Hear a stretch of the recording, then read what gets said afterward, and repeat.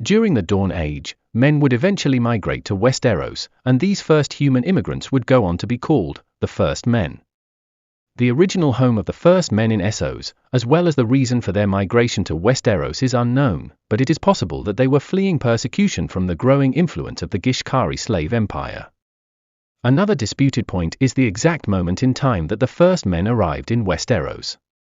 The reason for this is that many accounts have been put forward for the exact arrival of the first men in Westeros, with some accounts speculating that it was 10,000 years, or even 20,000 years, before current events in the world of ice and fire.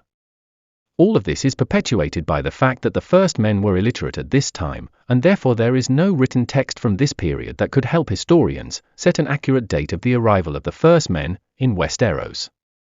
However, though the first men were illiterate in this period, they had already learned how to make various tools and weapons by the time of their migration from Essos that would help them to take over Westeros. For instance, the first men had already learnt the craft of making bronze weapons, and this knowledge would greatly aid the first men when they reached Westeros. Most first men migrated to Westeros by crossing the land bridge that once connected Westeros to Essos. This allowed hundreds of thousands, and possibly millions of first men to move to Westeros, for the land bridge connected Essos to the vast desert peninsula in the south of Westeros, that would later be called Dawn. But some first men were shipwrights, and they were able to migrate to Westeros using their ships, and these first men sailed to the archipelago in the northwest of Westeros. This archipelago would go on to be called the Iron Islands, and the people that settled there would later be called the Ironborn. These Ironborn would become sundered from the rest of the first men, in terms of culture and norms. Most of the first men that had crossed the land bridge into Dawn soon left the harsh deserts of this peninsula, but some people chose to stay and settle down in Dawn. It was in this harsh desert that the first men set up their first kingdoms, and the most famous and powerful included the following. The Torrentine Kingdom of House Dane was probably the first ever kingdom set up by the first men. Legend has it that the direct ancestors of House Dane had settled in the Red Mountains in the north of Dawn, not long after the first men had arrived in Westeros. Then about 10,000 years before the start of the current events in the world of ice and fire, it is stated that the first Dane left the Red Mountains, following a shooting star. This meteorite would eventually fall on an island in a river flowing from the Red Mountains, and that river would later on be named the Torrentine. The first Dane would then find this meteorite on this island, and he formed from it a unique and incredibly durable sword that he named Dawn. This great sword would go on to be wielded by only the greatest Dane warriors for millennia, and it is still owned by House Dane thousands of years after its creation. After the sword Dawn was made, the first Dane then constructed a castle on the same island where the meteorite had fallen, and this castle he named Starfall. He proclaimed himself a king, claiming the Torrentine River and its banks, and the Red Mountains that he had originally came from, as his realm.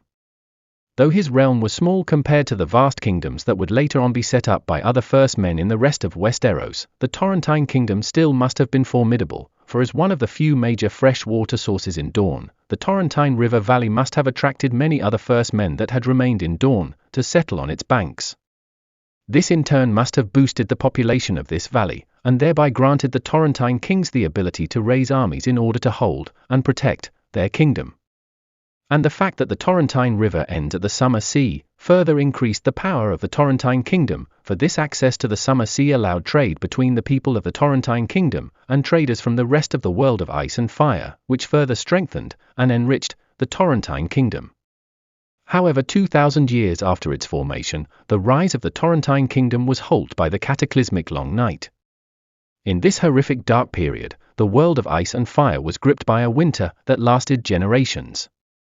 And in this cruel time, the demonic White Walkers and their vast armies of the dead terrorized people everywhere in the world of ice and fire.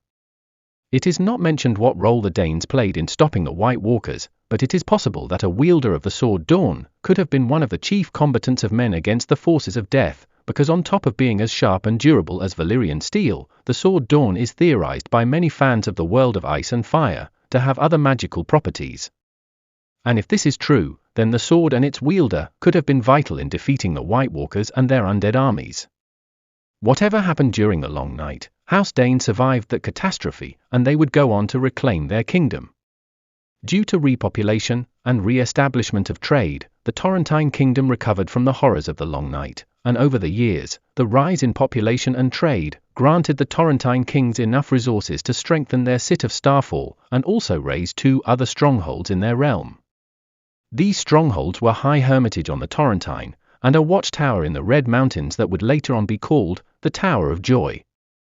At the height of their power, the Torrentine kings even challenged their over mighty northern neighbors in the Reach, as one of the most notorious Torrentine kings, King Samwell Dane, dubbed Starfire, attacked and sacked the great city of Old Town. All of this shows the power the Torrentine kingdom had attained over millennia. However, despite House Dane's dominance over the Torrentine, it's possible that they could have faced challenges from their many powerful Dornish neighbors, and chief amongst their opponents could have been the Blackmonts. The Blackmonts had established a hold on the Torrentine much later on after the Danes had set up their kingdom on the same river, and they had even awarded themselves the title of kings, even though their territory was minuscule compared to the Torrentine kingdom. These audacious petty Blackmorn kings must have been attacked by the Torrentine kings, for the location of their castle, called Castle Blackmorn, was situated near the confluence of 2 rivers that form the Torrentine, and this was a direct threat to the Torrentine kingdom.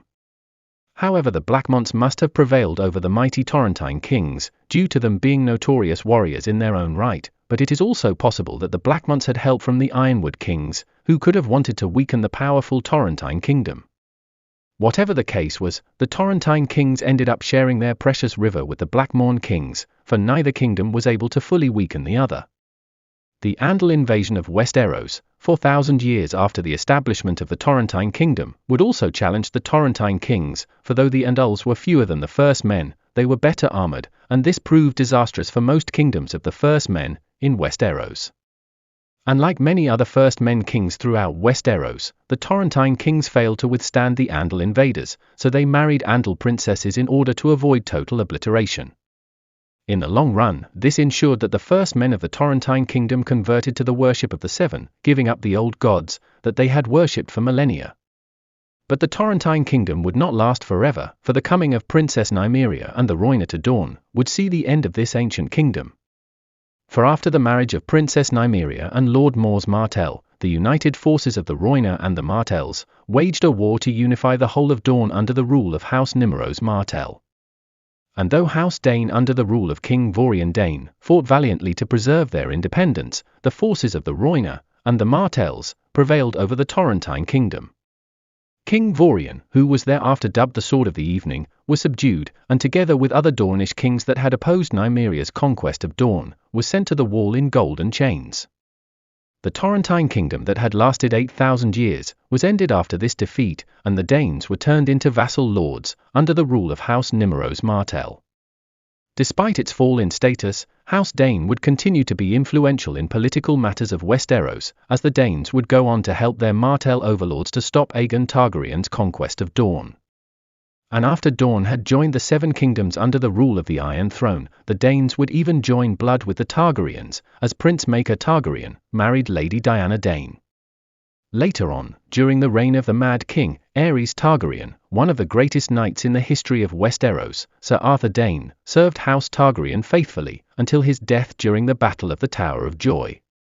In current events in the world of ice and fire, House Dane is no less important, as it could once again influence future events for good, through its dutiful lord, Edric Dane, or for evil, through the overly ambitious and sinister Sir Gerold Dane. If you like this video, please subscribe to the channel.